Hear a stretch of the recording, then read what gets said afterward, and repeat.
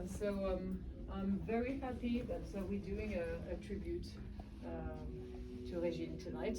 I'm going to let you speak. Valérie is one of the curators with Carole Kim. Yeah. So breathe. that was our favorite word. Breathe. Okay. Yeah, invited to kneel. So first, I would like to thank the Alliance Française de Pasadena and Emma to welcome the show. I would like to thank Régine's husband and her two sons to allow the show to be there. And we take our time to choose the pieces, Carole. And no, I'm not finished. I'm not finished. And I finished with the thanks. I want to thank Isabelle and Pascaline who helped us to set up Pascaline over there, to set up the exhibition. And what else? I want to thank Anne and Chantal, the two sisters of Régine that are still in Belgium, so they cannot come tonight, but they are with us with art. Yeah. And Chantal sent me a sentence about transmission. It's a sentence from a writer, a French writer, Christiane Singer, and I want to read the sentence about transmission.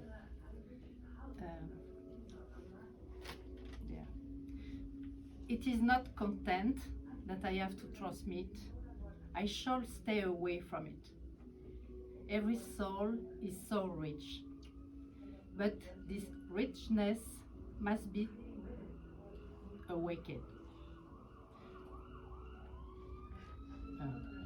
Transmission, it is the attention that, when given to another person, brings out the best of them. Beautiful. Yeah, thank you. So Régine was a dear friend to me, a sister, and a great artist. And we met her at the dance community in Altadena. And I remember, I have good memories with her, yeah, for sure. But the first time I met her, it was at the dance. At the end, we do the circle, and she said, "I'm Régine." Yeah. From the beginning. Yeah. Yeah. Do you want to add something? Yeah, I know there's a lot of artists in the room as well. Sorting through an artist's life's work is very poignant. It's very much like an excavation dig. You go through different strata, you know, and there's some work that you've seen before, like, and that's how you know her. But then all of a sudden you open a drawer and there's this pile, you know, it's like, oh my God, look at these, you know, or discovering the wooden pieces, you know, like, oh, when did she do these, and this kind of thing. So there was so much work in Régine's studio that we knew we couldn't do like a comprehensive, you know, survey of her work. There was just, we would need 10 spaces like this, right? But there was so much good work that it wasn't hard to make a show, right? We pretty much, it's this is, and that's a show, you know? And just the fact that some work is surfacing that was in the bottom drawer, or, you know, I think is a beautiful thing. I'm going to share a story that I just shared with a smaller group of friends, and Eli, I'm going to ask you to show this. So, Régine's husband passed on this big bag of random yarn and some crocheting that Régine had started. And basically what I did, I took all that yarn and turned it into this big scarf. And the process of continuing Régine's stitches was like, you know, because I think we all have to look for, how do we deal with when someone moves on to another plane of existence than the one you're on? You know, like, how do you make sense of it? And I think we all have a different way of coming up with that to make it still a full heart experience, but how you deal with the loss as well, you know? But this act of continuing her gesture felt so good, you know, and I feel like the show is kind of like that, you know, like that we can experience any stage of the game here with the spirit of Régine and walk away with that and continue her stitches. Does that, you know, I'm just like, that is beautiful, you know, and that's kind of an empowering thing, or like a not just passing on the baton, but it's an inspirational passing on of the baton, and it's literally each stitch means something that we continue that. So that's what I'll add. But It's a beautiful Yeah. scarf. Colorful like her. nice and cozy and keeps you warm and fits all her yarn. And it got put to use. How many random bags of yarn are there out there? But anyway. And it's beautiful to see so many people here to share this experience. Should we Yeah, so yeah,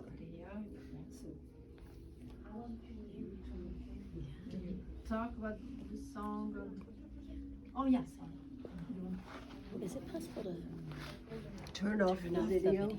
Could we turn off the video in the other room? There's just for Odette to sing, because we hear the sound. how we do it. Yes, that would be wonderful. Thank you.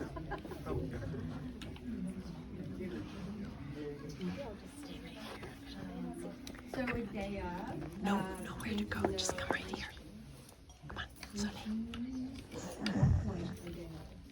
What's that? So, Oh, just No, before she. just before, yeah. yeah. Yeah, So she loved sound, and it really meant a great deal to her, especially toward the end when it was really hard to verbalize with words. And she actually said to me, you know, I would love toning, and I am the world's worst. We actually, all three of us tried She wanted also to work with you before. on animation, because she wanted Yeah. to do that. yeah, she reached out and I had a baby and I was like, I really would love to work with you, but I just can't right now. But we had planned to kind of meet at one point, and yeah. And so That's then how we met. I asked her, would you like Odea to come tone, vocalize, sing for you? And she Yeah. her eyes lit all up. Mm. So Odea came. Yes, you know what, I'm gonna sit over there so that you can join me.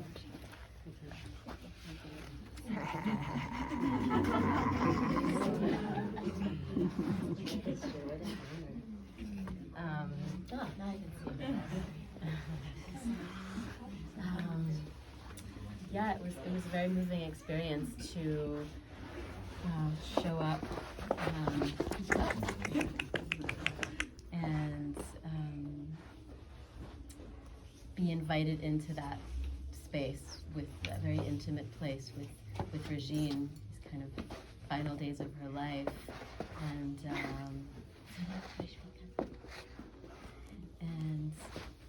I felt like it was, even though we had never met to talk about a piece.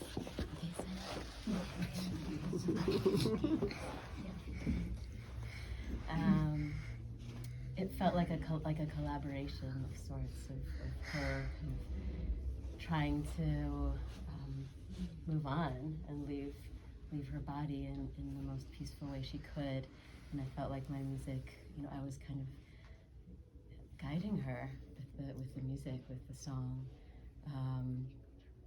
and I just felt so grateful, so grateful to be let in like that. And I sang for a long time. I felt like I was there for maybe 45 minutes just singing, and then I came back really the day before she passed, I think, and then after she had passed as well. All right, I'm gonna share a song. I'm gonna share it. Here we go.